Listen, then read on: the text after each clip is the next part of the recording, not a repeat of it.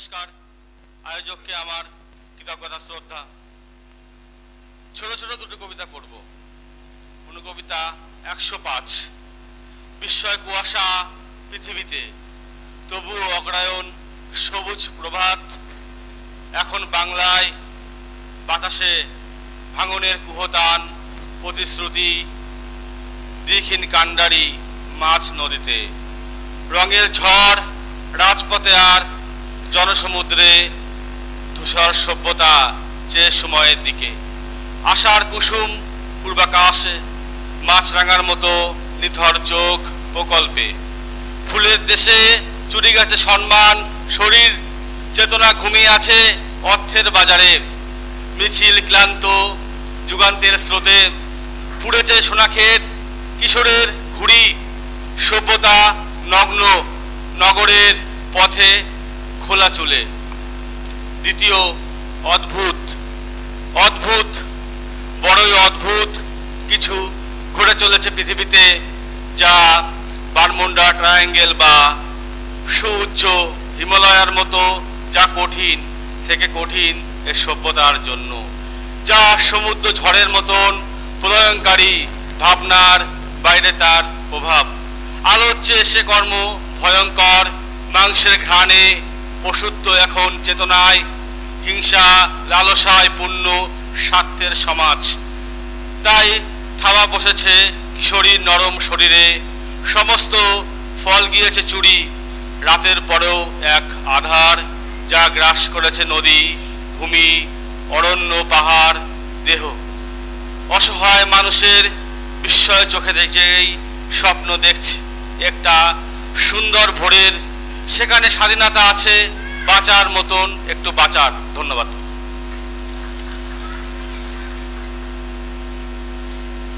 রাজুকে অশেষ ধন্যবাদ। এবার পর্বে সভামুখ কাকুলি হালদার। কাকুলি হালদারকে বরণ করে নিচ্ছে আমাদের তুহিনা হক। আমাদের মধ্যে উপস্থিত হয়েছেন আমার দীর্ঘদিনের 30 বছরের বেশি পুরনো কবি বিষ্ণুপদবালা। আমাদের উপস্থিত হয়েছেন মতুয়া আন্দোলনের অন্যতম ব্যক্তিত্ব ভবানী শঙ্কর রায় এবং সুকুমার দাস, অধ্যাপক সুকুমার হালদার। উপস্থিত হয়েছে আমাদের এখানে মিঠু মণ্ডল, নদিয়া থেকে এসছেন। মমতা সরকার বর্ধমান থেকে এসছেন। আলোর দিশা পত্রিকার সম্পাদক এবং মাতৃশক্তি সংস্থার কর্ণধর। বরণ করছে কাকুলি হালদারকে তুহিনা হক। আমি মানে মানুষের পাশে পত্রিকাটা আছে, ওটা সকলে হাতে ধরে একবার প্রকাশের মতো করে দেখাবেন। এটা হচ্ছে আমাদের প্রতিটা পর্বের অনুরোধ। আমি ছেড়ে দিলাম।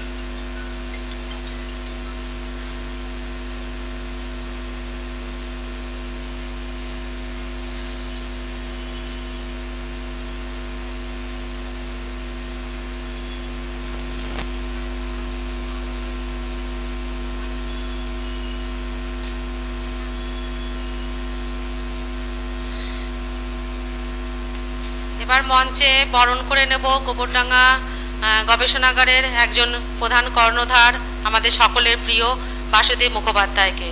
মঞ্চে বরণ করার জন্য ডেকে নিচ্ছি আমি সুপ্রিয়া বর।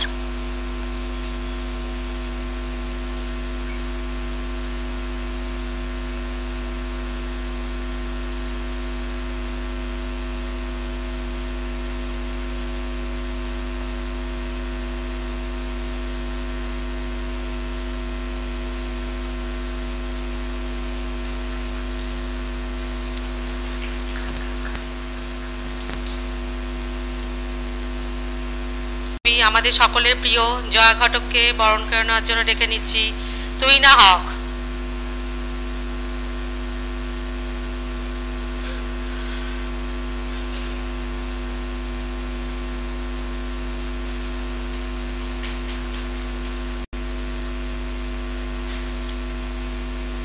এবার আমি বরণ করে নিচ্ছি আমাদের সুগায়িকা, আমার প্রিয় দিদি বা সকলের প্রিয় দিদি দীপালি সরকারকে বরণ করার জন্য ডাকছি মিঠু মণ্ডল। মিঠুদি চলে এসো।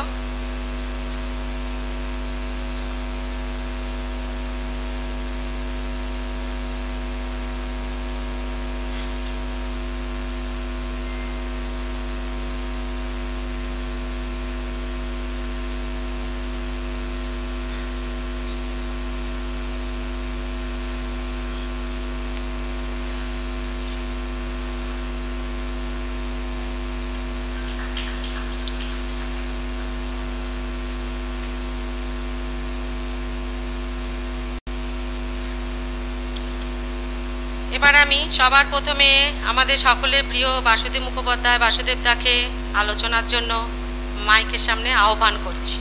বাসুদেব দা।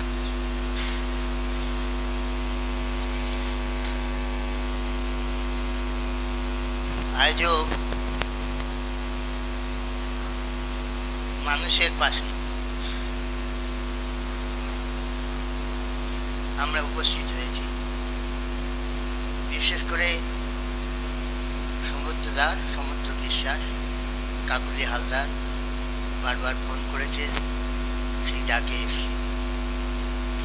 এখানে যে সমস্ত মানুষের ছবি আছে আপনারা সকলেই চেনেন। এদের মধ্যে প্রফুল্লচন্দ্র রায় গোবরডাঙ্গায় এসেছিলেন, নেতাজি সুভাষচন্দ্র বসু এসেছিলেন গোবরডাঙ্গায়। আমি সেই গোবরডাঙ্গার মানুষ, আপনারা অনেকে গোবরডাঙ্গার নাম শুনেছেন। ভারতবর্ষে প্রথম বিবাহ করেছিলেন শ্রীশচন্দ্র বিদ্যারত্ন, গোবরডাঙ্গায় জন্ম, সুকিয়া স্ট্রিটে তার বিবাহ হয়েছিল। বিদ্যাসাগর নিজেই প্রথম পাত্র স্থির করেন শ্রীশচন্দ্র বিদ্যারত্ন, এবং বর্তমানে কালীমতির সঙ্গে তার বিবাহ হয়। আপনারা জানেন ইতিহাস। গোবরডাঙ্গা আমি কয়েকজনের নাম বলছি। প্রমথনাথ বসু, যিনি জিওলজিক্যাল সার্ভে অফ ইন্ডিয়ার অন্যতম ব্যক্তিত্ব। যখন লন্ডনে ছিলেন তখন তিনি রবীন্দ্রনাথকে ইংরাজি পড়িয়েছেন, আপনারা হয়তো জানেন। ভবাবতী দেবী সরস্বতী, 300-র উপরে বই, তার কয়েকটি সিনেমা হয়েছে। তার বোন হাসিরাশি, তারও অনেকগুলি বই আছে, এবং রবীন্দ্রনাথ তাকে স্বর্ণলেখা নাম দিয়েছেন, তার হাতে লেখা সুন্দর বলে, এবং ভালো ছবি আঁকতেন। এরা দুই বোনই রবীন্দ্রনাথের সংস্পর্শে ছিলেন। আপনারা জানেন কাজী নজরুল ইসলামের ছায়া সঙ্গী ছিলেন নিতাই ঘটক, গোবরডাঙ্গার মানুষ। প্রায় 500 গান সুর দিয়েছিলেন নজরুলের গানে, এবং নজরুল অনেক সময় ঝড়ের মতো কাজ করতেন, ভুলে যেতেন, সেই সুর ধরিয়ে দিতেন নিতাই ঘটক, জগৎ ঘটক, দুই ভাই। এরা গোবরডাঙ্গার মানুষ। অপূর্ব ভট্টাচার্য একসময় ভারতবর্ষ পত্রিকা লিখতেন, রবীন্দ্রনাথ লিখতেন, গোবরডাঙ্গার মানুষ। সুতরাং গোবরডাঙ্গা সম্পর্কে বিশেষ আলোচনায় আমি যাব না। আমার বিষয় হচ্ছে বিভূতিভূষণ বন্দ্যোপাধ্যায়। আমি যে প্রতিষ্ঠানের সঙ্গে যুক্ত, গোবরডাঙ্গা গবেষণা পরিষদ, প্রায় 40,000-এর উপরে বই আছে সেখানে। যে সমস্ত ছেলেমেয়েরা বইয়ের অভাবে পড়তে পারে না, প্রাইভেট টিউশন জোগাড় করতে পারে না, আমাদের গোবরডাঙ্গা গবেষণা পরিষদে গিয়ে সেই সব বই সংগ্রহ করে তারা পড়তে পারে। এবং 10-12 জন পিএইচডি করেছে বিভিন্ন সাবজেক্টের উপরে। তো আপনাদের ঘরে যদি কোনো ছেলে মেয়ে বা পার্শ্ববর্তী কোনো অভাবী ছেলে মেয়ে যদি কোনো রেফারেন্স দরকার, আপনারা পাঠিয়ে দেবেন গোবরডাঙ্গায়। স্টেশনের কাছেই প্রীতিলতা গার্লস স্কুল আছে। প্রীতিলতা ওয়াদ্দেদারের নাম শুনেছেন।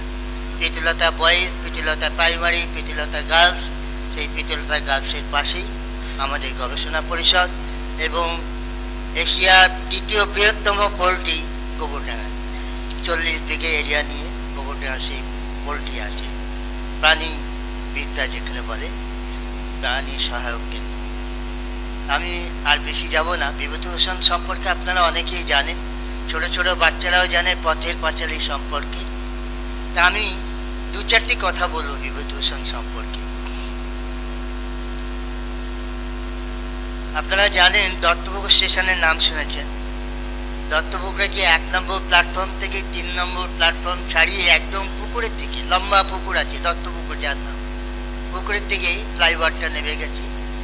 1 নম্বর প্ল্যাটফর্মের উপরে 4-5টি ছেলে, 16, 17, 18 বছরের ছেলে, তারা ফিস করে কথা বলছে।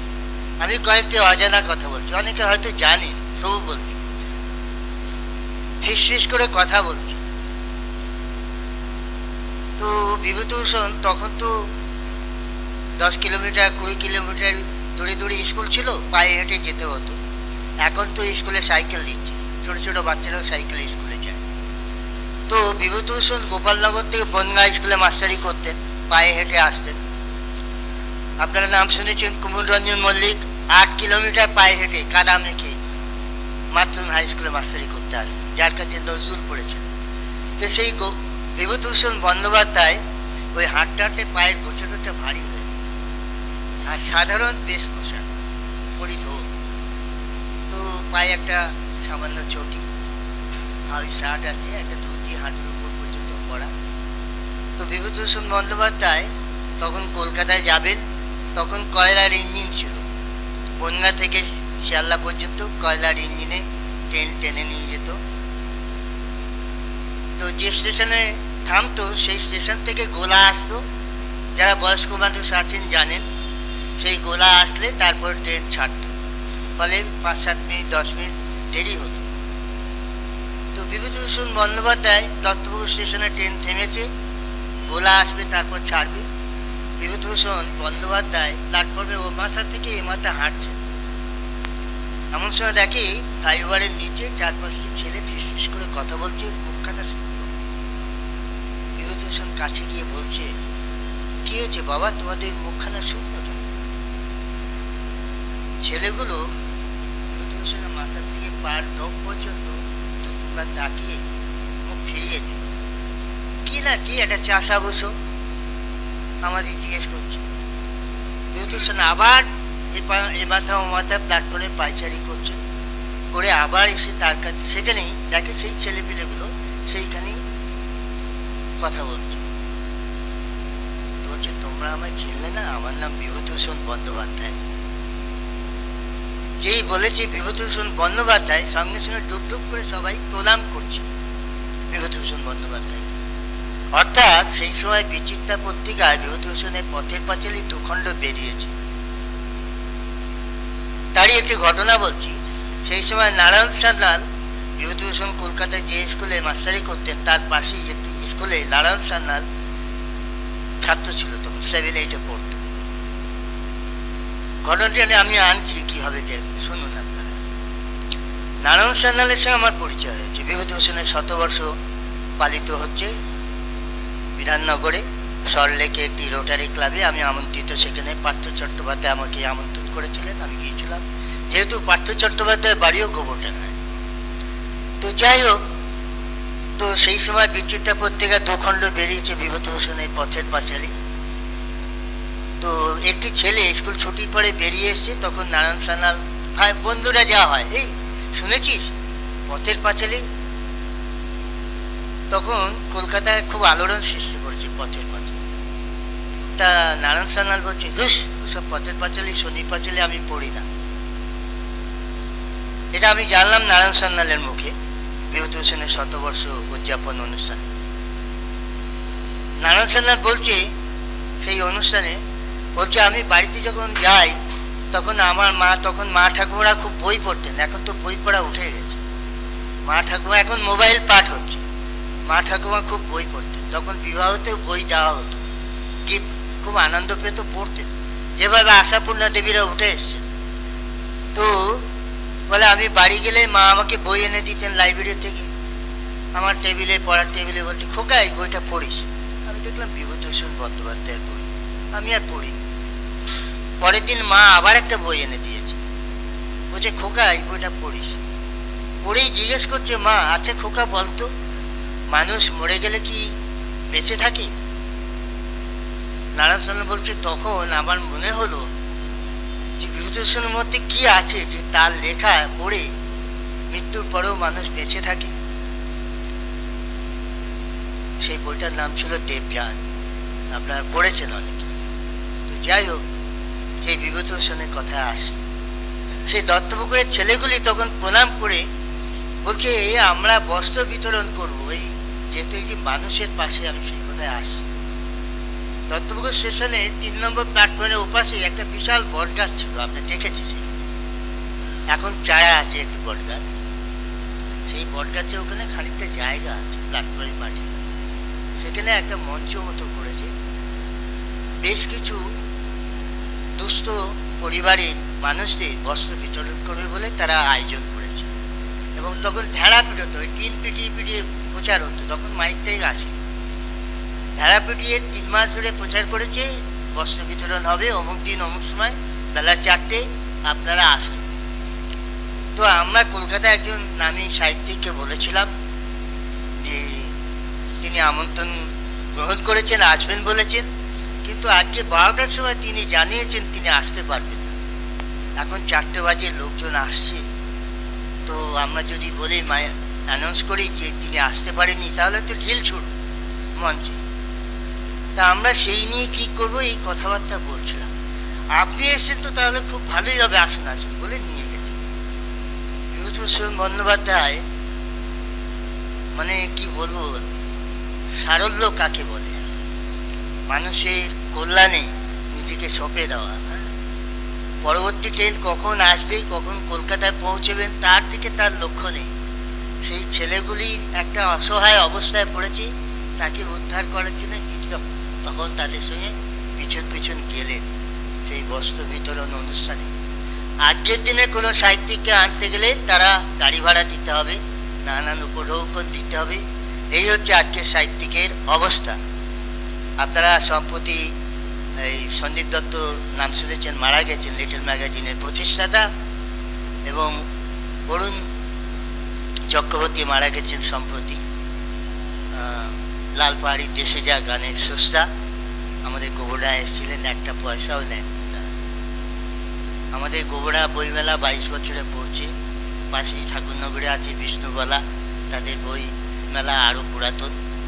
তো এই 22 বছরে বহু গুণী মানুষ আমরা এসছেন গোবরডাঙ্গায়। আপনাদেরকে আমন্ত্রণ জানাবো আগামী 29শে ডিসেম্বর আমাদের কবি সম্মেলন, বেলা 3টে থেকে 6টা পর্যন্ত। পারলে আপনারা আসুন, আশা করি ভালো লাগবে। আর 25শে ডিসেম্বর উদ্বোধন, রামকুমার মুখোপাধ্যায় তিনি উদ্বোধন করতে আসবেন। আমি সকলকে আমার শ্রদ্ধা অভিনন্দন জানাই।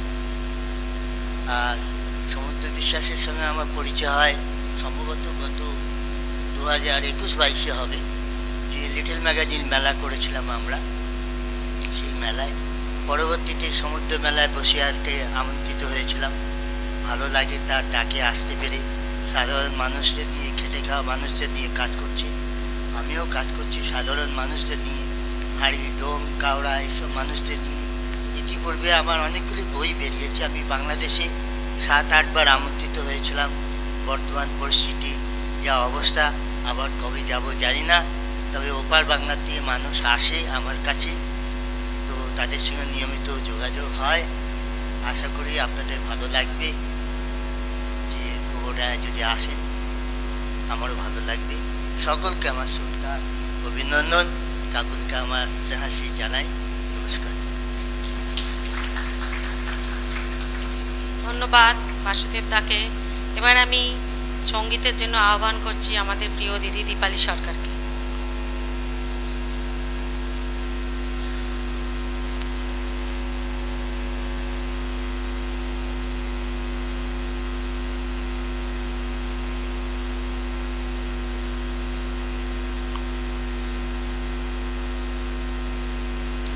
শুভ দ্বীপ্রহর, সকলকে শুভেচ্ছা জানিয়ে বলছি আমি এখানে সমুদ্রদা এবং কাকুলির আমন্ত্রণে এসেছি।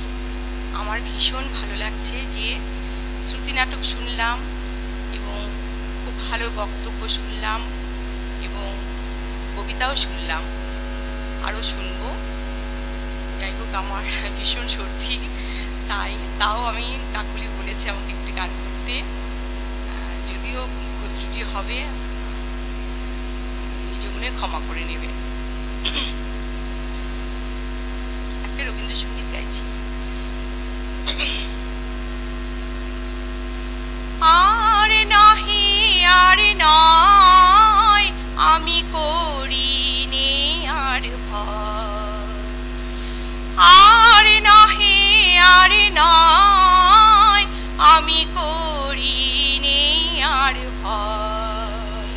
আমার ঘুচল কাদর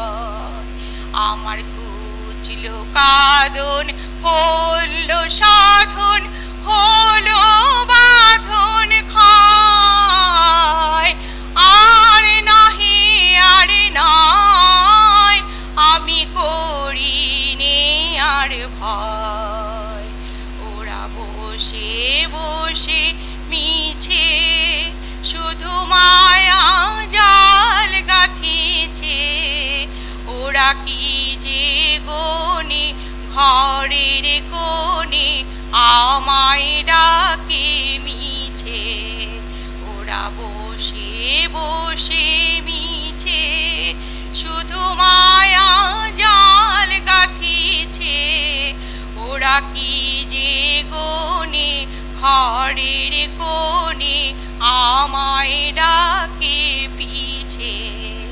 আমার অস্ত্র হলো গড়া, আমার বর্ম হলো পড়া, আমার অস্ত্র হলো গড়া, আমার বর্ম হলো পড়া। এবার ছুটবে ঘোড়া পবন বেগে, করবে ভুবন জয়। আর নাহি আর নয় আমি করি নে আর ভয়। আমার কুচিল কাঁদন ফলল সাধন, হলো বাঁধন ক্ষয়। আর নাহি আর নয় আমি করি নে আর ভয়। আর নাহি আর নয় আমি করি নে আর ভয়।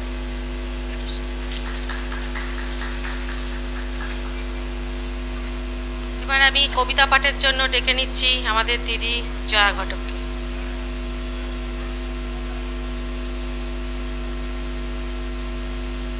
নমস্কার।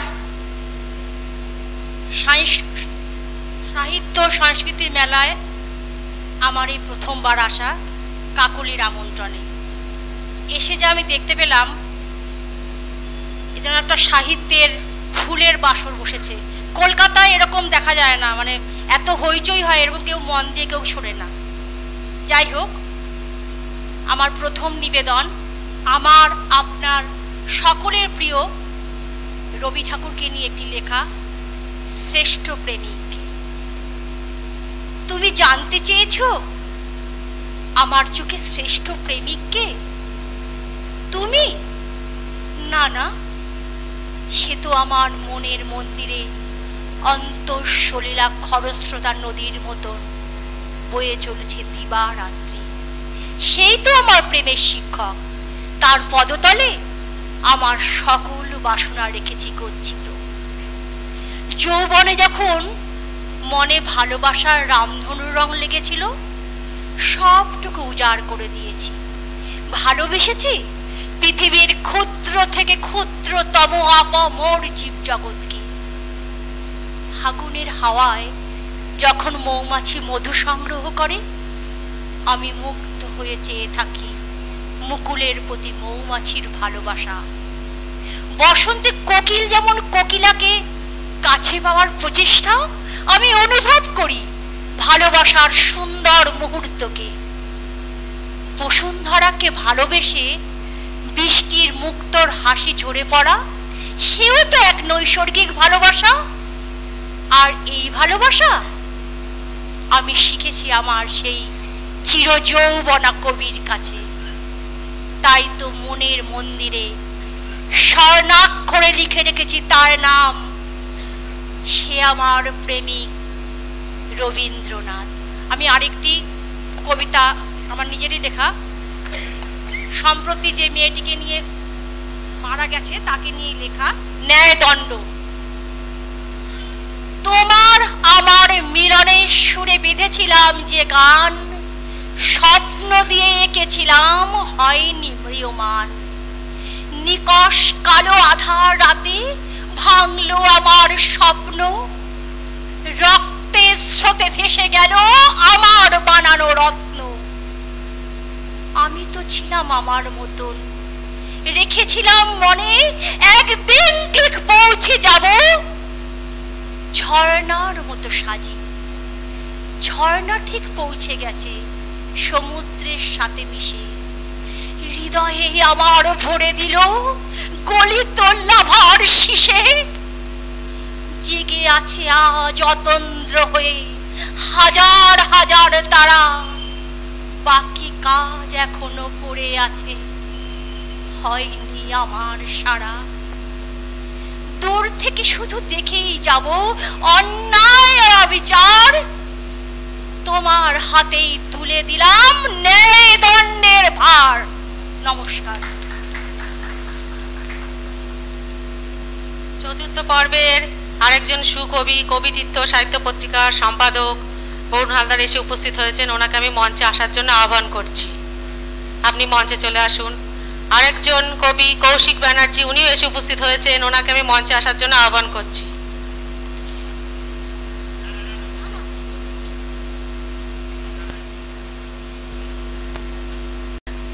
এবার আমাদের প্রিয় দাদা কবি বরুণ হালদারকে বরণ করে নিচ্ছে নুপুর দাস।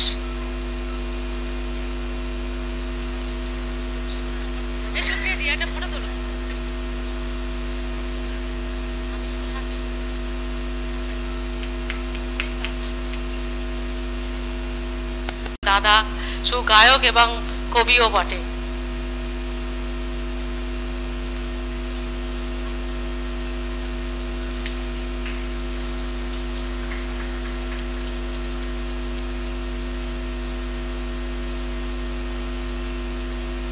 এবার আমি কবিতা পাঠের জন্য ডেকে নিচ্ছি কৌশিক ব্যানার্জিকে।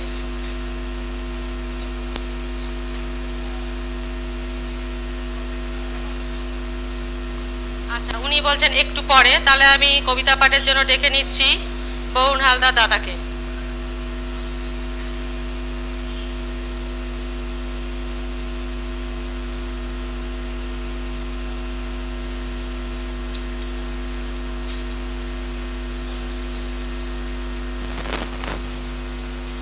নমস্কার।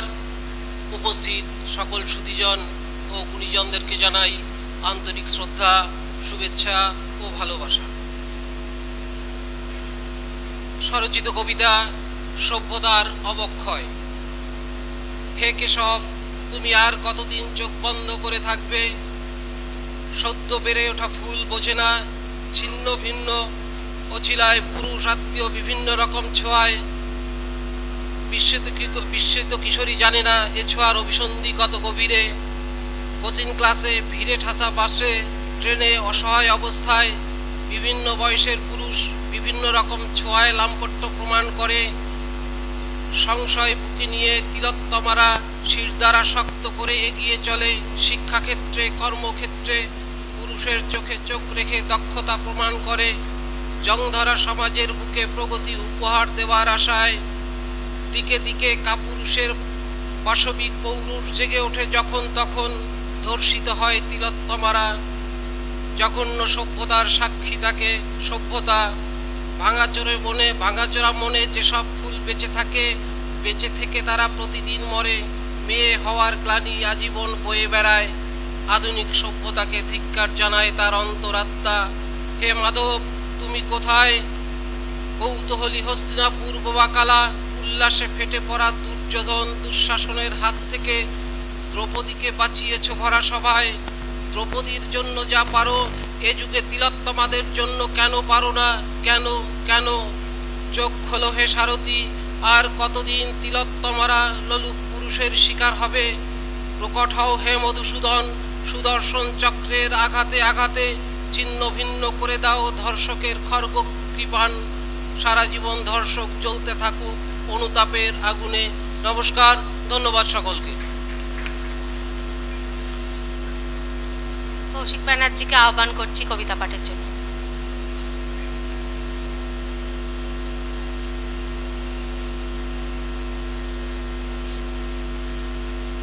নমস্কার। প্রথমে একটু বলি, এরকম একটি অনুষ্ঠানে আসতে পেরে নিজে খুব ধন্য মনে হচ্ছে। তা অনেক শিল্পী রয়েছে, আমি আর বেশি কিছু বলছি না। সবাইকে ধন্যবাদ জানাই, উপস্থিত সবাইকে এবং সংগঠকের পক্ষ থেকে সবাইকে। আমি স্বরচিত একটি কবিতাই বলছি। বেশ কিছুদিন ধরে যে ক্রাইসিসটা চলছিল তিলোত্তমার ব্যাপারে সবাই অবগত, সে ব্যাপারে আমার একটা স্বরচিত কবিতা তাহাদের কথার পক্ষ থেকে শারদ সংখ্যা 1431-এ ছাপা হয়েছে। মন খারাপের মন। মেয়েটি আজ কোথায় থাকে? মন খারাপের মনে কতই না সে কষ্ট পেল, বিষাক্ত নিঃশ্বাস গরল নিল। হিমস্রোতার এর বিষংসে চার দেওয়ালে বন্দি হলো, বাস্তবিকতায় গেঁথে দিল তীক্ষ্ণ বর্ষির নল। যে ফুল ফুটবে বলে বেড়ে উঠল প্রবল বিক্রমে, সমাজে সুগন্ধি ঢেলে দিল শ্রমমান, সেই কিনা আজ লুণ্ঠিত হলো, বদ খেয়ালের বলি হলো, লোভ লালসার শিকার হলো, হাবা দিল জ্বলন্ত দাবানল। প্রাণ দিয়ে দেখিয়ে গেল সাদা সমাজের ওই কালোগুলো, হৃদয়ে তাই আজ ঝড় তুলেছে, নিশীত রাতে রাত জেগেছে, তারা দিয়ে নাড়া দিয়ে সবাইকে এক মালায় গেঁথে মাতিয়ে গেল সবার মনে, ঝরল অশ্রু জল, নতুন করে স্বাধীন হতে চাইছে সবার মন। নমস্কার। সকলকে ভীষণ আন্তরিক ধন্যবাদ এবং সম্মান জানাচ্ছি। এই চতুর্থ পর্বের এই গুণী মানুষরা এক একজন ছোট্ট ছোট্ট করে এক একটি সুন্দর উপহার দিলেন। বসুন, সকলে বসুন। সুন্দর উপহার দিলেন, আমরা খুবই সমৃদ্ধ হলাম। আমাদের প্রিয় দাদা বাসুদেব মুখোপাধ্যায়ের আলোচনার মাধ্যমে আমরা বিভূতিভূষণ বন্দ্যোপাধ্যায় সম্পর্কে অনেক কিছু জানলাম। আর এখানে উপস্থিত আমাদের প্রিয় দাদা বরুণ দাদার কবিত্ব সাহিত্য পত্রিকার সম্পাদক, ওনার কবিতাতে আর কৌশিক ব্যানার্জির কবিতাতে বিগত ঘটে যাওয়া আর্যিকর ঘটনার যে নীরব কলমের আকারে যে নীরব প্রতিবাদ তা উঠে এসেছে, তা সত্যিই মুগ্ধকর। আর এখানে দীপালিদির যে কণ্ঠের রবীন্দ্রসঙ্গীত শুনলাম তা সত্যি খুবই প্রশংসনীয়। আর জয়া ঘটক ওনার কবিতা দুটি যে কবিতা পাঠ করলেন সেটাতেও আমরা খুবই সমৃদ্ধ হলাম। সকলকে অনেক আন্তরিক ধন্যবাদ এবং সম্মান জানাচ্ছি। আর এখানে উপস্থিত সমস্ত সুধীবৃন্দ, গুণী মানুষকে, বিশেষ করে মানুষের পাশে সংগঠনকে আন্তরিক ধন্যবাদ, শুভেচ্ছা। এমন একটি সুন্দর উপহার আমাকে দেওয়ার জন্য সকলকে জানিয়ে আমার একটি স্বরচিত কবিতা আমি পাঠ করছি। উলঙ্গ সভা। চারিদিকে কত উলঙ্গ সভা, বিচারগুলি সব ধামা চাপা, ন্যায্য কথা বলতে মানা, গোপন না করলে করবে হানা। অতীতেও ছিল উলঙ্গ সভা, মৌন ছিল বীর যোদ্ধার প্রভা, পাশার দান চেলে রাজা, এতে আরো দেন সাজা। দিকে দিকে আজও অলঙ্ঘনতা, চলছে যেত অব্যবস্থা। নারীরা আজ রক্ত স্নাতা, বিচারের বাণী পরাজিতা, পাশার গুটির গুবরে পোকা আমাদের দিচ্ছে ধোকা। তবুও মানবিকতার মাথা চাড়া, পোশাক পরায় মিলুক সারা, তবেই ফিরুক মনুপ্রভা, তবে যদি হয় সবার সভা। ধন্যবাদ এবং নমস্কার। এই চতুর্থ পর্ব এখানেই শেষ হলো।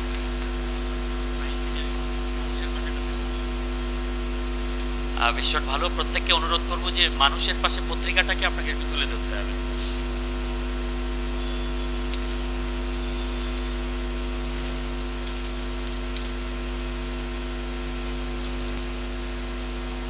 ভীষণ ভালো এই পর্ব আমাদের কাটলো। মানে যে আমাদের এই পত্রিকা, এই সংগঠন, এই একই নামে এই বার্তাটা দেওয়া যে আপনার কাছে আমাদের বার্তা পৌঁছেছে আর আপনাদের বার্তা আমাদের কাছে পৌঁছে আমরা মিলেমিশে এক হয়ে গেছি। ধন্যবাদ। আমাদের এই বিশেষ করে মানুষের পাশের এই সংগঠন এই কবিতাকে, এই গদ্যকে, এগুলোকে শুধুমাত্র মনোরঞ্জনের জন্য কখনোই মনে করেন। এরা একটা বিপ্লব, একটা আন্দোলন, আমূল পরিবর্তনের লড়াই মনে করে। তাই তো আমরা নাট্য ব্যক্তিত্ব নমিতা দাসের কণ্ঠ থেকে আমরা চারবাক উঠে আসে, আমাদের নাস্তিক্য উঠে আসে, আস্তিক্যর বিরোধিতা আসে। আবার আমরা বাসুদেবদার মতো মানুষের কাছ থেকে আমরা যে বার্তা পাই একটা মানবিক। বাসুদেবদাকে একটু দাঁড়াতে বলবো, আমি রাজুদাকে একটু ডাকছি। রাজুদা প্লিজ আপনি একটু আসুন। রাজুদার কথা যতবার বলবো তত কম বলা হবে। বলেছি দীর্ঘদিন রিক্সা চালিয়ে সংসার চালিয়েছেন, তার পরিবার করেছেন। তার এই গ্রন্থ বিভিন্ন ভাষায় অনুবাদ হয়, তার নাটক বিশ্ববিদ্যালয়ে পড়ানো হয়। আমাদের গোবরডাঙ্গায় একটা অসাধারণ আমাদের গবেষণাগার রয়েছেন, যার দায়িত্ব এবং ভীষণভাবে জড়িত রয়েছেন বাসুদেবদা। রাজুদার এই নাট্য সংকলনটি তার হাতে তুলে দেবেন।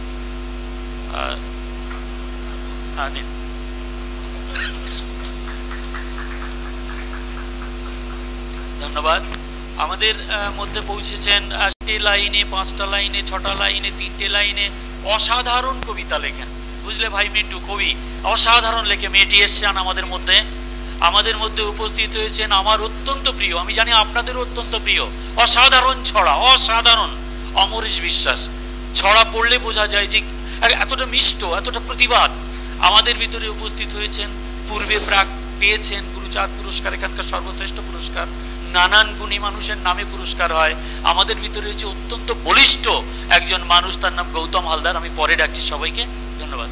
আমি একটা কথা বলে দিই, রাজুবাবুর হাত থেকে এই বইটা নিলাম, তার নাটক শুনলাম, প্রায় 24টি নাটক সরকারি আনুকূল্য পায়, এছাড়া প্রায় 30টি দল আছে। আমি গতকালও একটা নাটক দেখেছি, প্রায় এখন নাট্যমেলা চলছে। তো আমি এই নাটকের বইটা পেয়ে আমি আপ্লুত। আমার গবেষণাগারে যে নাটকের আলমারি আছে, সেই নাটকের আলমারিতে এটা সংগ্রহিত থাকবে এবং এটা ওয়েবসাইটে থাকবে, আমাদের প্রত্যেকটি বই ওয়েবসাইটে থাকবে। নমস্কার, ধন্যবাদ।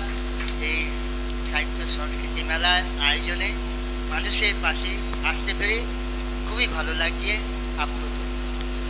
ধন্যবাদ। আপনাদের আরেকটা সুসংবাদ দিই, পশ্চিমবঙ্গের যে 22টি জেলা, তার ভিতরে 16টি জেলাতে যদি আপনারা এই অনুষ্ঠানে যান, আজকের এই অনুষ্ঠানের এই লোকজন দেখে ভাবা যাবে না, 16টা জেলার অনুষ্ঠানেই আপনারা যদি 150 মানুষ উপস্থিত হয়, তাহলে 30 জন পুরনো মুখ দেখবেন, 120 জন নতুন মুখ দেখবেন, এবং যে মুখগুলো সচরাচর আমরা দেখতে পাই না, যারা এতদিন ছিল বিষয়, তাদের হাতে উঠে এসেছে কলম। এইটা আপনারা অন্তত 16টা জেলাতে দেখতে পাবেন।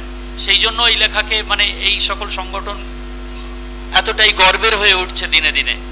এবারে আমাদের পঞ্চম পর্বের দায়িত্বে রয়েছেন সুপ্রিয়া বর, শিক্ষিকা।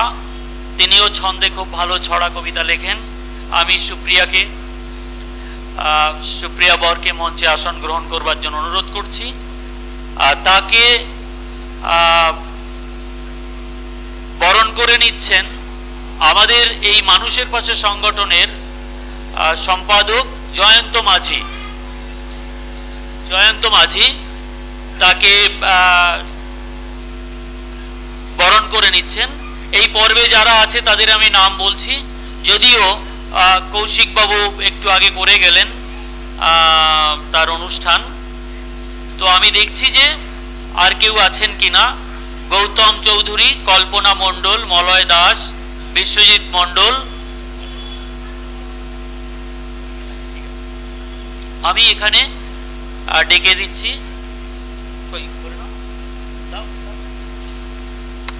সভামুখকে বরণ করে নিচ্ছেন এই সংস্থার, এই উৎসব কমিটির সম্পাদক জয়ন্ত মাঝি। আমি মঞ্চে যাচ্ছি আমাদের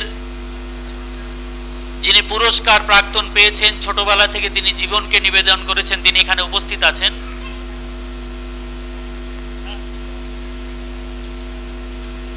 আমাদের মন্মথ বিশ্বাস, আপনি মঞ্চে আসুন। আমাদের বলিষ্ঠ কবি জুরান পান্ডে। আমি চাইছি আমি নিজেই যার কবিতার খুব ফ্যান, অমরেশ বিশ্বাস, আপনি মঞ্চে আসুন। ভাই মিন্টু অনেকক্ষণ আছে, কিন্তু তার একটি বিভাগ আছে। আসলে আমরা পর্ব করেছি 15টি, ওই জন্য সেই পর্বেই রাখতে চাইছি, আর ভাই থাকলে আমার ভালো লাগবে। ভবানীদা, আপনারা একটু বসুন, অসুবিধে কিছু নেই।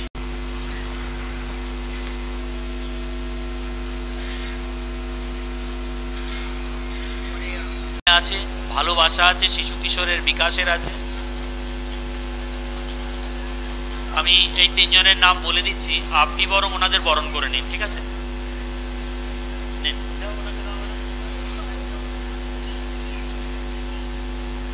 মনমথ বিশ্বাস,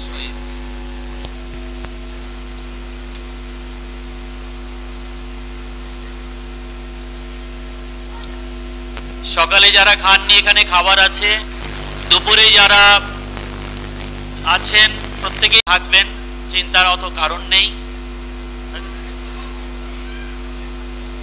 জুরান পান্ডে,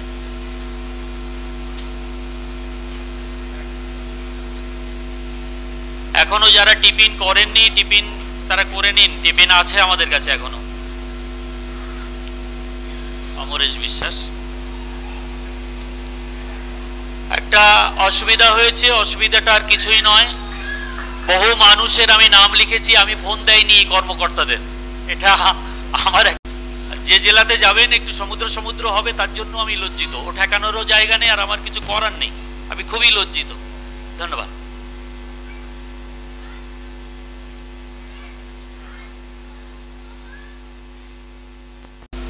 যার জন্য সেটা আর মনেই হচ্ছে না। এখন আমরা গড়াতে গড়াতে দুপুরে এসে গেছি। সুন্দর একটা মিষ্টি দুপুরবেলা, আশা করছি আপনাদের সকলেরই খুব ভালো লাগছে। আমরা পঞ্চম পর্বে প্রবেশ করেছি। এখানে আমাদের মঞ্চে উপস্থিত আছেন মনমথ বিশ্বাস, জুরান পান্ডে, অম্বরীশ বিশ্বাস। এই মূল্যবান মানুষদের তাদের মূল্যবান সময় দিয়েও তারা আমাদেরকে সমৃদ্ধ করেছেন। আমি মনমথ বিশ্বাস মহাশয়কে কিছু ওনার উপস্থাপন নিয়ে হাজির করতে বলছি, অনুরোধ জানাচ্ছি।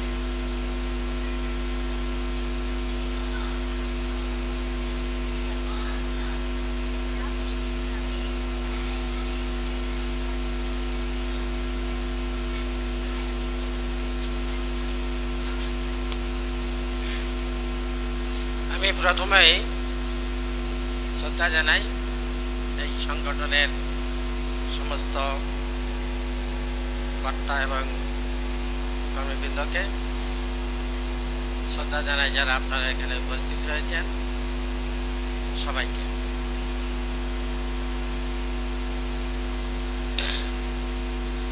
আমার এখানে বলার কিছু নেই, তবে আমার প্রথমেই সমুদ্র বিশ্বাস মহাশয়, ওনার সঙ্গে আমার প্রথম পরিচয় হয় আজ থেকে প্রায় 15-16 বছর আগে। ওনার আলোচনা শোনার পরে বিশেষ করে মধ্য আন্দোলন, হরি ঠাকুর, গুরুচাঁদ ঠাকুরের যে আদর্শ এবং যে চিন্তা ভাবনা শুনেই আমি উদ্বুদ্ধ হই যে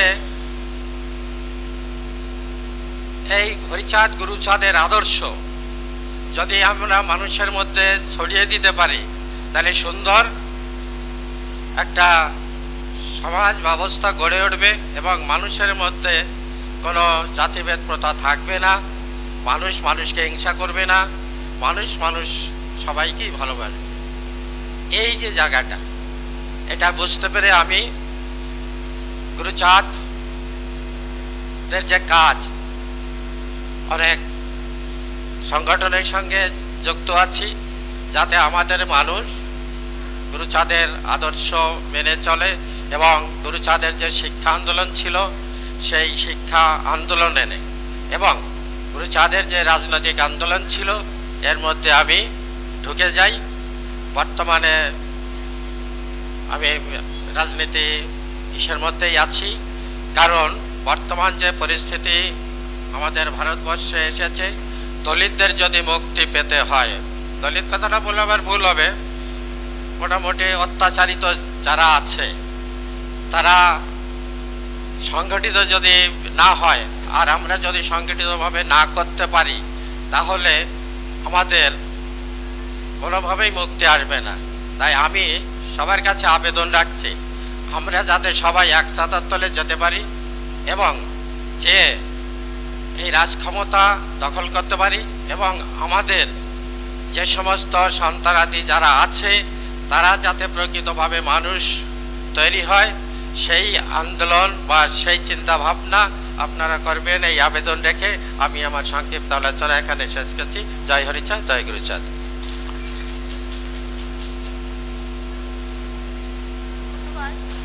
ধন্যবাদ মনমথ বাবুকে, উনি খুব সুন্দর উপস্থাপন করলেন এবং ওনার বক্তব্য আমাদের কাছে তুলে ধরলেন এবং সকলের যে সহযোগিতা তার জন্য কিন্তু অনুষ্ঠানটা আরও বেশি সুন্দর হয়ে উঠছে। সেজন্য আবার সকলকে ধন্যবাদ। জুরান পান্ডে মহাশয়কে আমি আসার জন্য অনুরোধ করছি।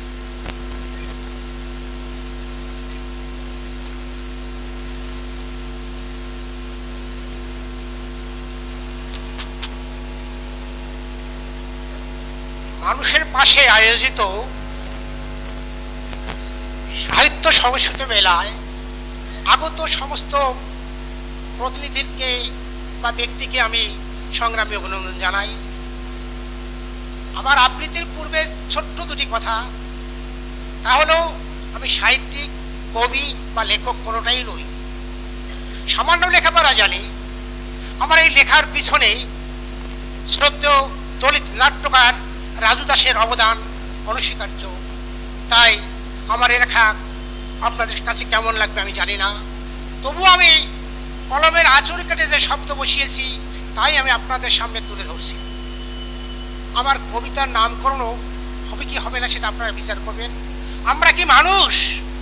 হে আমার আদিবাসী, মূল নিবাসী ভূমিপুত্ররা, কান পেতে শোনো, বর্বর বহিরাগত ব্রাহ্মণ্যবাদীদের হাজার হাজার বছরের অবিচারের অত্যাচারে দগ্ধ ক্ষত নিয়ে আমরা বেঁচে আছি। আজও আমরা আমাদের অত্যাচারে বদলা নিতে পারিনি। জন্মভূমি মায়ের দেহ টুকরো করায় দেশ জননীর রুধির দ্বারা আজও মায়ের কণ্ঠনারী কামড়ে ধরে আছে কুচক্রী ব্রাহ্মণবাদী মৌলবাদীরা। মায়ের বুবা কান্নার যন্ত্রণার বদলা নিতে পারিনি। যে ব্রাহ্মণ্যবাদী শত্রু আমাদের উদ্বাস্তু বেনাগরিক করেছে, মরিচ ছাপিতে সহজের খুনের রক্তে কুমির বাড়ির নদীর জল রাঙা। আমলা শোল উড়িষ্যার কালাহান্ডিতে খেতে না পাওয়া মৃত মানুষের মিছিলের বদলা নিতে পারিনি। আমরা ফুলনের ধর্ষণের পর পরিচিত ঘটনার, চুনি কুটাল, রোহিত ভেমুলার আত্মহত্যার, প্রতিনিয়ত শত সহস্র ধর্ষিতা মায়ের দীর্ঘশ্বাসের বদলা নিতে পারিনি। পৃথিবীর দাস প্রথার অবসান করে যায় স্পার্টাকাস, তার মৃত্যুর বদলে বদলা নিয়েছিল তার উত্তরসূরিরা। ভারতের আদিবাসী মোরা হাজার হাজার বছর ধরে চাপিয়ে দেওয়া গোলামীর জল কাঁধে নিয়ে বয়ে চলছি বংশ পরম্পরায়, বদলা নিতে পারিনি। মোদের মুক্তির পথ তৈরি করে রেখে গেলেন গৌতম বুদ্ধ, বিরসা মুন্ডা, হরি গুরুচাঁদ, ফুলে আম্বেদকর, পেরিয়ার মহাপ্রাণ ও কাশিরাম। সে পথকে পাথেও করিনি। পিছিয়ে রাখা সমাজের এলিট ক্রিমিনাল সব মনুবাদের গোলামি করছে। আমরা কি বেঁচে আছি? আমরা কি মানুষ? নমস্কার।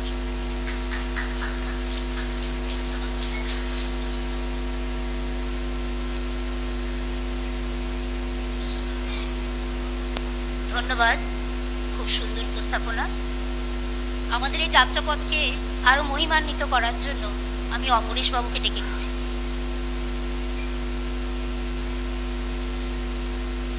নমস্কার। মানুষের পাশে সংগঠন দ্বারা আয়োজিত সাহিত্য সংস্কৃতি মেলায় সমুদ্রদার ডাকে আপনাদের সামনে আসতে পেরে আমি নিজেকে খুবই ধন্য এবং গর্বিত মনে করছি।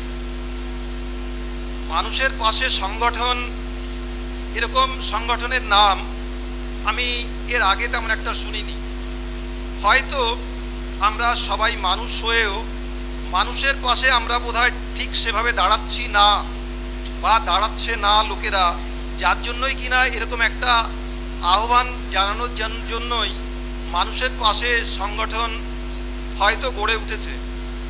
আমি সেই সংগঠনের নামেই একটি ছড়া কবিতা আবৃত্তি করে শোনাচ্ছি। মানুষের পাশে মানুষ থাকবে আমরা সবাই চাই, বলেও থাকি আমরা মানুষ সকলেই ভাই ভাই। তাই যদি হতো মানুষে মানুষে থাকতো না ব্যবধান, এই সমাজের কত মানুষের নেই কোনো সম্মান। বিধান গড়েছে এই সমাজের ধূর্ত মানুষ যত, কিছু মানুষকে রাখতে চেয়েছে তারা চিরপদানত। বিধানের বলে তারা বলিয়ান, বাকি সব সেবাদাস। এরকম হলে বলো তো কি করে টিকে থাকে বিশ্বাস? সেবাদাস সেবা করবে কেবল, ভাববে না কিছু আর। শিক্ষা সম্পদ স্বাস্থ্যে তাদের থাকবে না অধিকার। ওরা প্রতারণা করে অধিকার করেছে কুক্ষিগত, ওরা প্রতারণা করে অধিকার করেছে কুক্ষিগত। মানুষ হয়ে এই মানুষেরা করে মানুষকে বঞ্চিত। বঞ্চিত যারা অধিকার নিয়ে যদি কোনো কথা বলে, ওদের সয় না ওরা তক্ষুনি যেন ওঠে ক্রোধে জ্বলে। ওদের সারিতে ওরাই বসবে, অন্য কেউ আর নয়। ওরাই শ্রেষ্ঠ এই পরিচয় ওরা চায় টিকে রয়। মানুষের পাশে মানুষ যদি সত্যি দাঁড়াতে চায়, মানুষ সবাই ভেবে যেন সব ভেদাভেদ ভুলে যায়। নমস্কার।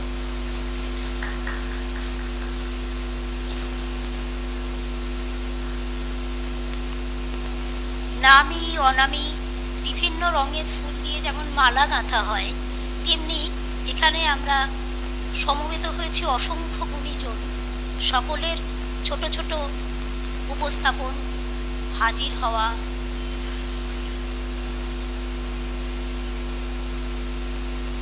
এই পর্বে আরেকজন ছিল, আমি আমি আমি ভুল করে গেছি, দেবব্রত রায়চৌধুরী।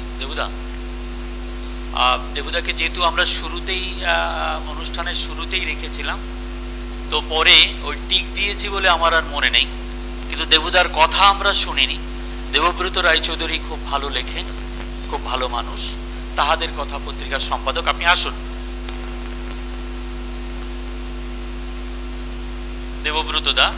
দেবব্রত দাকে এবারে বলবেন।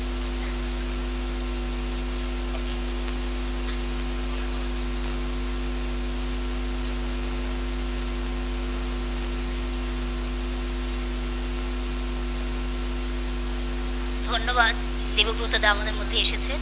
আমি অনুরোধ জানাচ্ছি উনি ওনার উপস্থাপনা আমাদের কাছে উপস্থাপন করুন।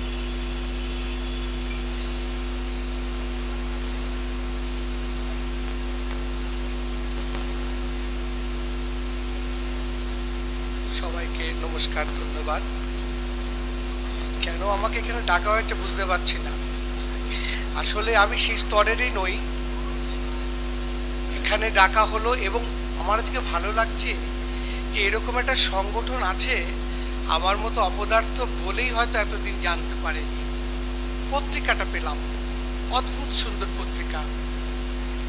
সংস্কৃতি সাহিত্যের যে চর্চা হয়, সেই চর্চা তো প্রবাহিত নদীর মতোই হওয়া উচিত।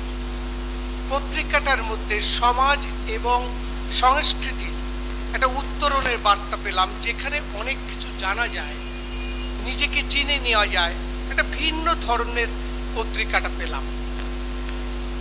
শিশু সাহিত্য অনেকে লিখবেন, প্রকৃতি, প্রেম, এগুলো তো থাকবে, কিন্তু লিটল ম্যাগাজিনের কিন্তু একটা বড় দায়িত্ব হচ্ছে নিজেকে জেনে, সমাজকে জেনে তাকে উত্তরণের পথকে দেখানো। সেটা কিন্তু এই পত্রিকাটার মধ্যে আমরা পেলাম, এক ঝলকে যেটুকু দেখলাম। বিজ্ঞানের সংস্পর্শ রয়েছে, সাম্প্রদায়িকতার বিষয়ে বলা হয়েছে, জ্যোতিষশাস্ত্রের বিরুদ্ধে বলা হয়েছে, খুব সুন্দর। তবে ওখানে লেখা দুটোতে আরেকটু থাকলে ভালো হতো, যে অতিরিক্ত দৈব বা জ্যোতিষ নির্ভরের থেকে আপনি যদি নিজের প্রতি আস্থাটা অনেক বেশি ফিরে পান, তার পথটা দেখানোর কথাটা আর একটু জোরালো করে বললে মনে হয় অনেক বেশি ভালো হতো। যার জন্য আমরা এগুলোর উপরে নির্ভর হয়ে পড়ি। কোনোটাই অপাঙ্ক্তেও নই, যার কাছে যেরকম আছে। তারপরে মানসিক একটা বিস্তারের বিষয়। এখানে একটা আলোচনা আমি এখানে শুনছিলাম আসার পর থেকেই, একটা প্রতিবাদী গান কবিতা হওয়ার কথা। এটা ঠিক আমার জানা ছিল না যেখানে এরকম হবে। জিনিসটা খুব ভালো। দেখুন, প্রতিবাদের ভাষা, দেশের কথা, উত্তরণের কথা বলে কিন্তু সংস্কৃতি এবং লেখা, কবিতা, গল্প, প্রবন্ধ, এগুলো মানুষকে উত্তরণ করে। আনন্দমঠের কথা তো আমরা ভুলে যাইনি। চীন ভারত যুদ্ধের সময় মুকুন্দরাম দাসের কথা আমরা ভুলে যাইনি, চারণ কবি মুকুন্দরাম দাসের কথা। আমাদের সেই পথটা ভুলে গেলে হবে না। আমরা আর একটা সন্ধিক্ষণের মধ্যে পড়েছি। ভারত বাংলাদেশ নিয়ে একটা অশান্ত পরিবেশের কথা মধ্যে পড়েছি, এটা ভুললে হবে না। ভারত বাংলাদেশের যে মেলবন্ধন, সেটা একটা বাংলা ভাষার উপর নির্ভর করে, যাকে নিয়ে একটা পৃথিবীব্যাপী আলোড়ন তৈরি হয়েছিল, যাকে দিয়ে বাংলা ভাষা দিবস পালন হয়। আমাদের মেলবন্ধনকে কেউ ভাঙতে পারে না। কিছু সাম্রাজ্যবাদী শক্তি, কিছু সন্ত্রাসবাদী মানুষকে ভুল বোঝাচ্ছে। আমাদের দুজনেরই মেলবন্ধন একই বাংলা মা, একই পরিবেশের মধ্যে থেকে। এই জায়গায় দাঁড়িয়ে যারা সাহিত্য সংস্কৃতি নিয়ে আলোচনা করি, তাদের অনেকটাই এগিয়ে আসতে হবে। নিজেদের মধ্যে একটা সংসারে দেখবেন, যখন সংসারে আর্থিক অবস্থা খুব ভালো হয়, একে অন্যজনের মধ্যে একটু সম্পর্কটা কেমন আলাদা আলাদা হয়। আরো দাও, আরো দাও, না হলে এর থেকে ওর প্রতি অসন্তোষ। নিজের ভাইয়ের থেকে অপরের ভাইটা ভালো, নিজের বোনের থেকে অপরের বোনটা ভালো, তুমি বাবা ভালো না। কিন্তু ওই সংসারে যদি দেখা যায় যে সেখানে দাঁড়িয়ে একটা আর্থিক অসুবিধা দেখা দিয়েছে, তখন সবাই মিলে একটা লড়াই চালানো হয়। আমরা কিন্তু সেই পরিস্থিতিতে এসেছি, আয় আরো বেঁধে বেঁধে থাকি, এইরকম অবস্থাটা। দেখুন এখানে যারা আছে, এখান থেকে আমি একটা কথা বলতে চাই, একটা ছোট্ট গল্প বলি, একটু ভিন্ন ধরনের গল্প, একটু সরে যাচ্ছি। কলকাতার রাস্তায় একদিন শিবরাম চক্রবর্তী ফুটপাতের পাশে বসে শুয়ে আছেন চিত হয়ে। এক ভদ্রলোক চিনতে পেরেছেন, চিনতে পেরে অনেকেরই জানা গল্প অবশ্য। সুনীল গঙ্গোপাধ্যায়কে যে বলেছেন যে উনাকে মনে হয় দেখলাম, মনে হয় শরীরটা বেশ খারাপ। তা সুনীল গঙ্গোপাধ্যায় তার কয়েকজন সাথে করে নিয়ে আসলেন, এসে দেখলেন সত্যি ওনার শরীরটা বেশ খারাপ বলে মনে হচ্ছে। ওনাকে ডাকলেন, ডেকে বললেন শরীরটা বেশ খারাপ? বলে না, বেশ ভালো আছি। আমাদের সমুদ্রতে একটা কথা বলে, কোথা থেকে শিখলো জানি না, ফার্স্ট ক্লাস আছি।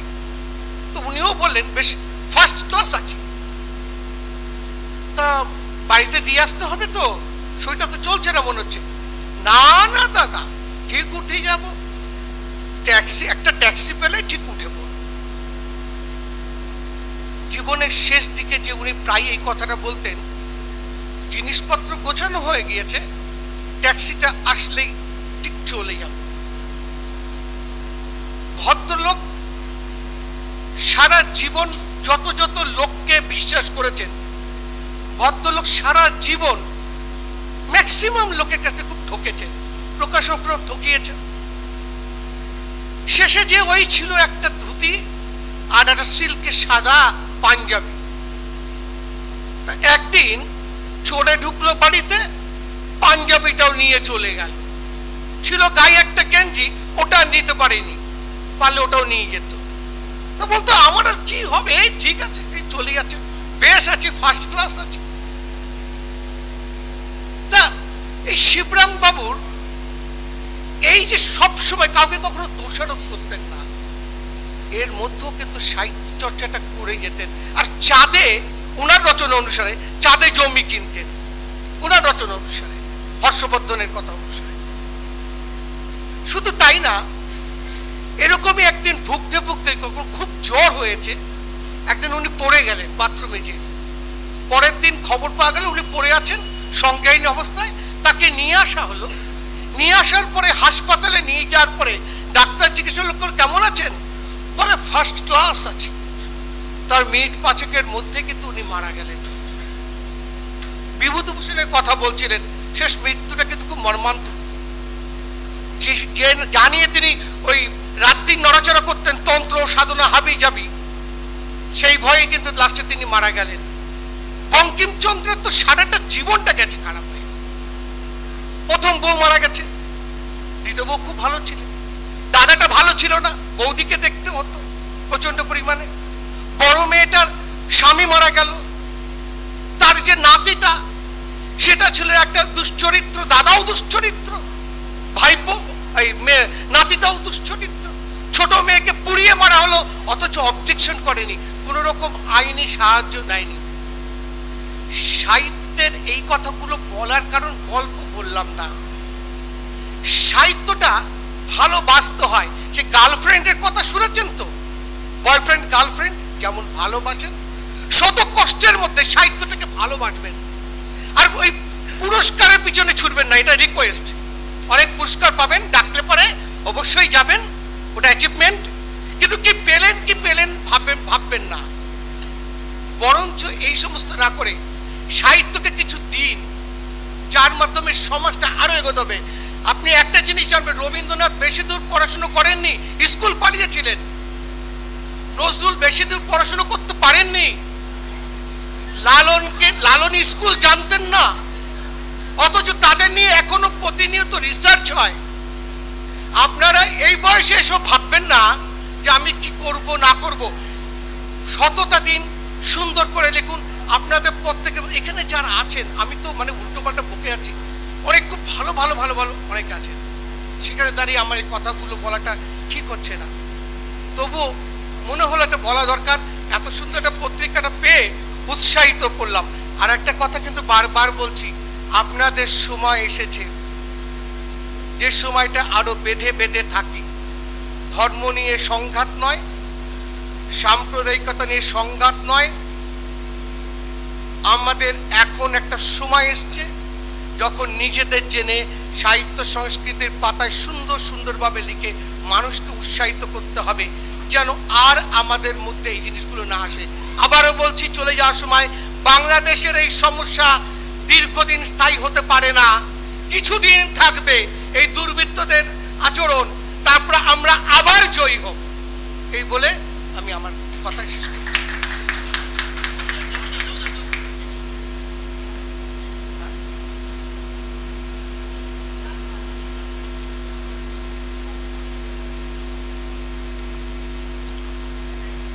এখানে উপস্থিত সকলকে ধন্যবাদ। মঞ্চে উপস্থিত আমাদের গুণীজন যাদেরকে আমি ডেকেছিলাম সকলকে ধন্যবাদ, তারা তাদের উপস্থাপনা রেখেছেন। এটা চলছে পঞ্চম পর্ব। আমরা অসংখ্য গুণীজনকে একসঙ্গে পেয়েছি, আমার ভীষণ ভালো লাগছে, এবং সবার যে অংশগ্রহণ, সবাই যে মন দিয়ে শুনছেন, এর জন্য আমার খুব ভালো লাগছে।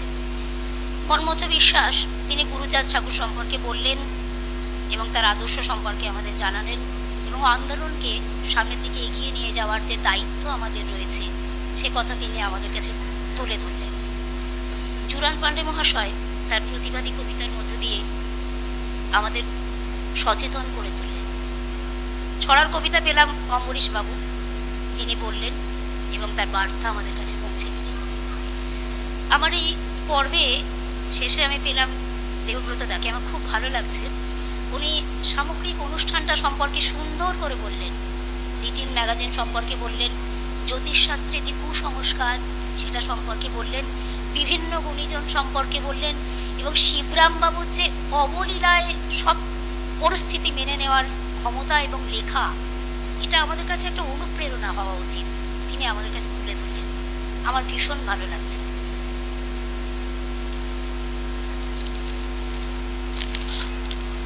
আমি দু চার লাইন একটু বলার চেষ্টা করছি। এখানে আসবো বলে লিখেছিলাম, জানি না আদৌ হবে কি। অগ্নিগর্ভ পৃথিবীর মাঝখানে দাঁড়িয়ে আমি কেবল খুঁজেই চলেছি এমন একটা কিছু যেটাকে ছুঁয়ে ছুঁয়ে ফেলবার পরশ পাথর হাতড়াতে হাতড়াতে নিশ্চয়ই একদিন জ্বলে উঠবে আলাদিনের আশ্চর্য প্রদীপ। কি অনন্ত সেই প্রতীক্ষা, কোথায় তার শেষ জানি না কিছুই। যে প্রতীক্ষার পারে তোমার জন্য, তোমাদের জন্য, শুধুমাত্র মানুষের জন্য নিশ্চিত কিছু অপেক্ষা করে আছে।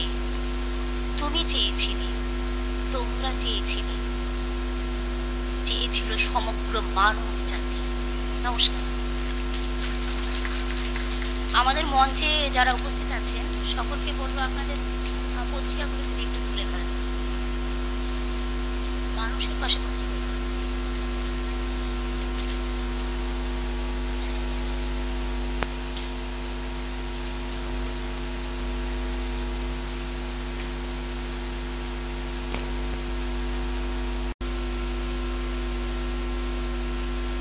আমি ষষ্ঠ পর্বে যাওয়ার আগে, ষষ্ঠ পর্ব সভামুখ হচ্ছে মিঠু মণ্ডল, যাওয়ার আগে আমি সমস্ত এখানে এই সভাতে যত মহিলারা উপস্থিত আছেন, কবি, শিল্পী, শুভানোধ্যায়ী, নাট্য ব্যক্তিত্ব, তাদেরকে একবার মঞ্চে ডাকছি। একটু আপনারা দয়া করে একবার মঞ্চে আসবেন। সমস্ত মহিলা, সম্মানীয় মহিলা কবি শিল্পীদের একটু মঞ্চে ডাকছি। আপনার প্রত্যেকে আসবেন, দীপাদি আসবেন, নমিতাদি আসবেন, প্রত্যেকে আসুন। এখানে যারা আছেন প্রত্যেকে, আমরা একটু সময়কে কাজে লাগাবো। তাপস ভাই পরে কথা বলছি, প্রত্যেকে একটু মঞ্চে আসুন, প্রত্যেকে একটু মঞ্চে আসুন।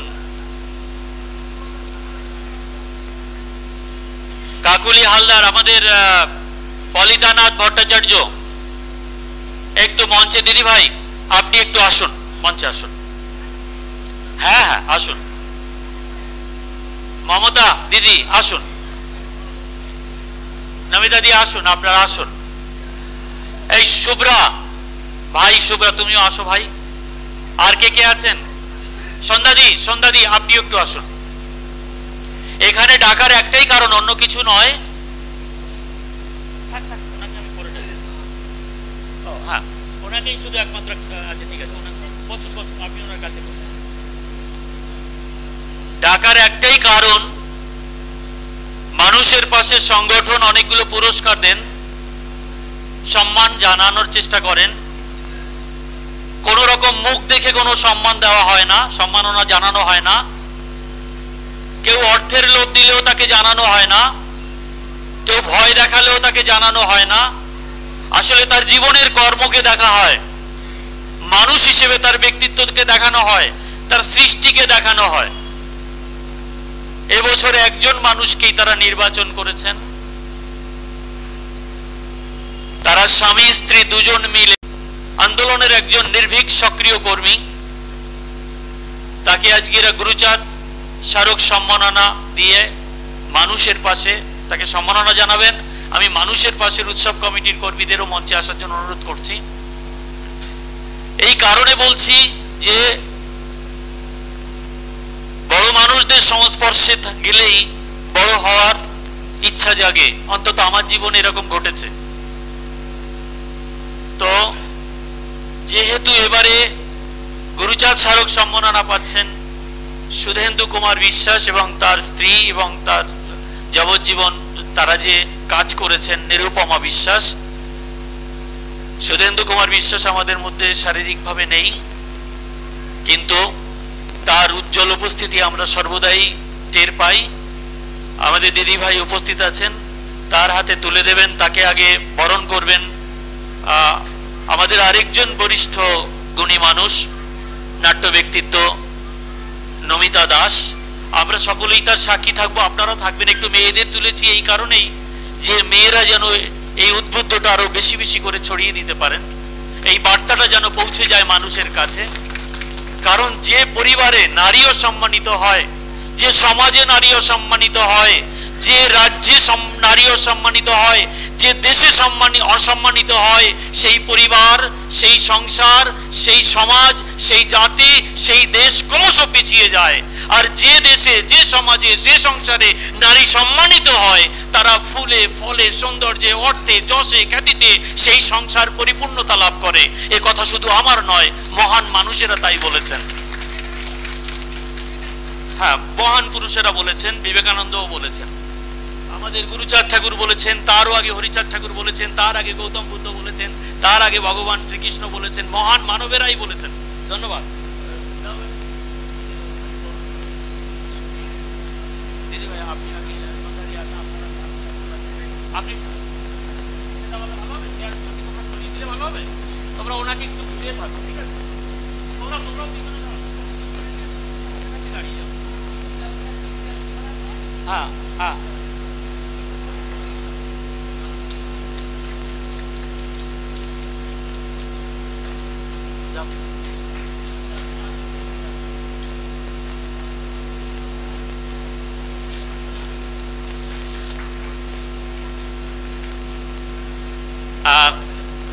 তো শাল দিয়ে বরণ করবেন। এবার একটা ছেলেকেই রাখছি, তার কারণ এই সংগঠন তার হাতেই গড়ে উঠেছে।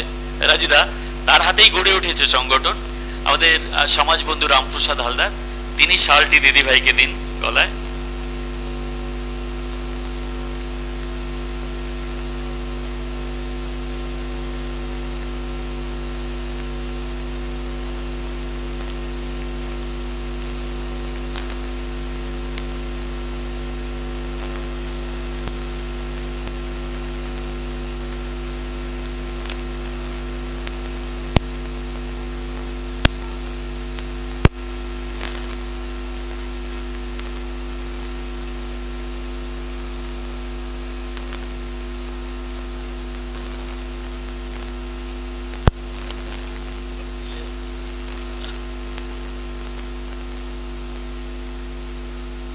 গায়ে পরিয়ে দাও, দিদি ভাইয়ের গায়ে পরিয়ে দাও।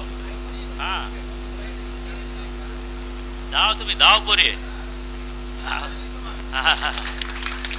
আমি সম্মানীয় চয়ন ভট্টাচার্যকে একটু মঞ্চে চাইছি, আমি চয়ন ভট্টাচার্যকে একটু মঞ্চে চাইছি আমাদের ভিতরে। হ্যাঁ, আপনি একটু সামনে আসুন, এদিক দিয়ে আসুন, ওদিক দিয়ে আসুন। হ্যাঁ হ্যাঁ হ্যাঁ, সকলে মিলে এইটা আপনারা একটু মানে দাঁড়ানো, সকলে মিলে এইটা ওনাকে দিন। মানে এটা হচ্ছে সম্মাননা পত্র, সম্মাননা পত্র।